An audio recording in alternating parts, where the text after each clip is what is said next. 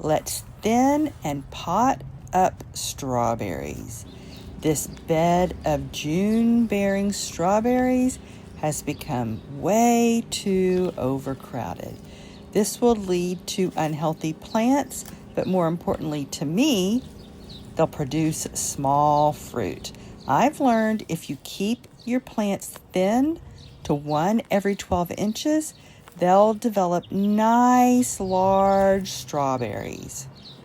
So I spent the morning getting rid of the weeds, and then it was time to tackle digging up the extra plants that had developed from runners and potting them up to share with my neighbors. I like to pot up my strawberries in pre-moistened potting soil in 4-inch pots. I fill the pots about 2/3 of the way full and kind of make a little dent in the middle where I'm going to place the roots. The ever-bearing strawberries that I dug up from the front garden had been stored for several days in this soil, and so I'm removing any of those old strawberry leaves that had fallen in. All of these plants along the edge grew from the runners last year. It's best to cut your runners spring until the first frost to encourage the energy to go into fruit production instead of baby plants. I didn't have time to cut the runners last year because Dale had a liver transplant in May and the strawberries were not a top priority. If your strawberry bed has become thick and overgrown, it's really best to do this in the fall.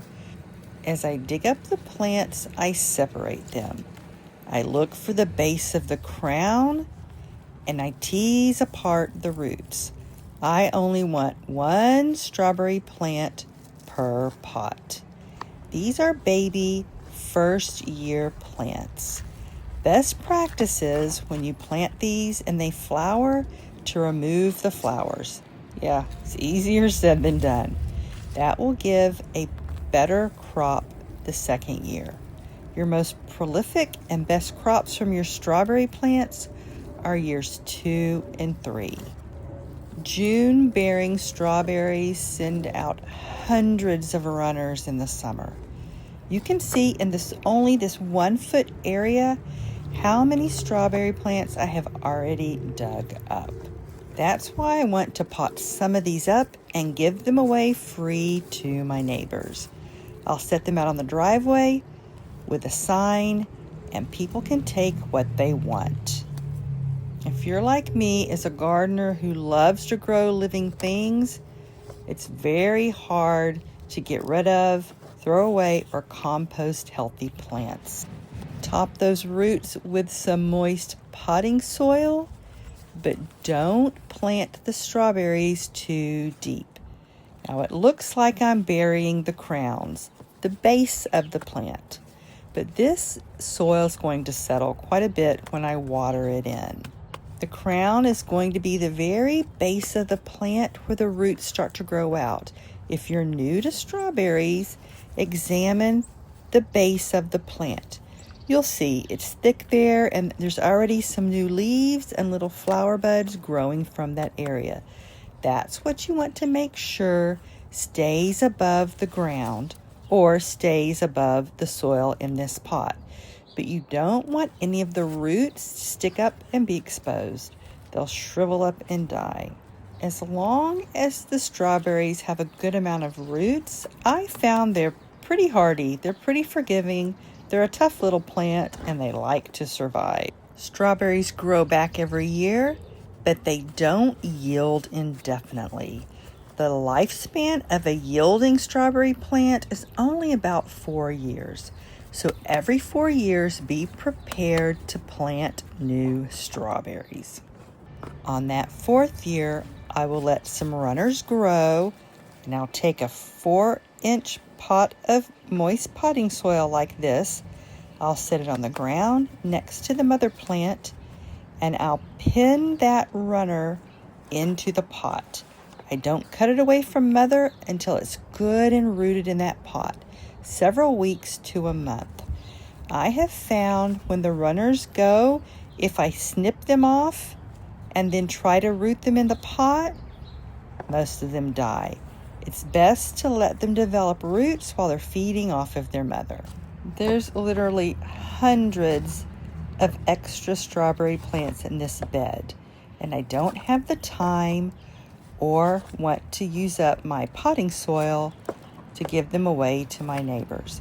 So I decided to fill up this tray and either use up the soil in that bucket or use up these pots, whichever came first, and then that would be the limit for the day. I didn't catch it on camera, but later in the day, I found some bigger pots that I had in the garage that I didn't mind giving away for free, and simply dug up clumps of strawberries with my garden soil and put them in the pots with a sign saying that those pots need to be divided. If you're fortunate to have a neighbor like me that gives away free plants, always make sure to check them for weeds. That's one reason I like to pot up anything I'm giving away for free. I don't like them inheriting the weeds from my garden. If you need to thin your strawberry bed and move them and plant them somewhere else, or like me, give them away for free, but you don't have the time or the supplies to pot them up, you can separate your plants and then wrap the roots in moistened paper towel and slip those roots in the paper towel into a baggie. Make sure not to put the leaves inside the baggie. I've done this in the past and set those out, especially in a cool spring day, out on the shelf in the alleyway with a sign instructing whoever takes them to get them into the ground as soon as possible.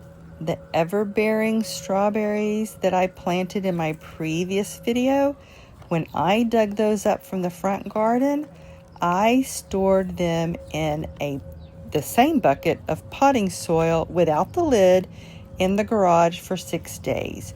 You just want to make sure that these roots stay moist. And if you've ever bought bare root strawberry plants, there is a way to store the plants when they're dormant without the soil, but I don't have any experience with that. Strawberries need to be planted in full sun. If you plant them in partial or shade, you're going to get very little fruit. The June-bearing strawberries need to be fertilized after the fruiting has stopped. Otherwise, they'll put too much energy into making nice green leaves. I fertilize with berry-specific fertilizer. It's organic Berrytone, and it has the right balance of nitrogen, phosphorus, and potassium. It also has added sulfur because that changes the pH balance of the soil, making it more acidic, which is what strawberries love. It also contains microbes, living organisms, that improve the structure of the soil, help with nutrient uptake, and help the strawberries develop deep roots. Strawberries are self-pollinating, but it does help to grow more than one variety. Birds and squirrels love this fruit. Catbirds, robins, and cardinals especially.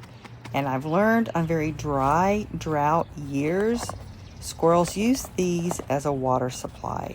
So I've learned if I want the majority of the harvest, I need to net them with bird netting. I'll make a separate video when I get that set up. And I like to use the bird netting with the little squares so that insects can get in and out, even though these are self-pollinating. It's best to thin and transplant your strawberries in the fall because transplants can be injured by temperatures below 50, which is still possible here in the spring, or above 90, which would occur if I tried to do this in summer. But like I've said, in my experience, strawberries are a pretty tough little plant. Strawberries like moisture, but they don't like to be waterlogged. I will mulch these strawberries, and by keeping them every 12 inches apart, what I'm able to do is surround them with cardboard and put mulch on top of that.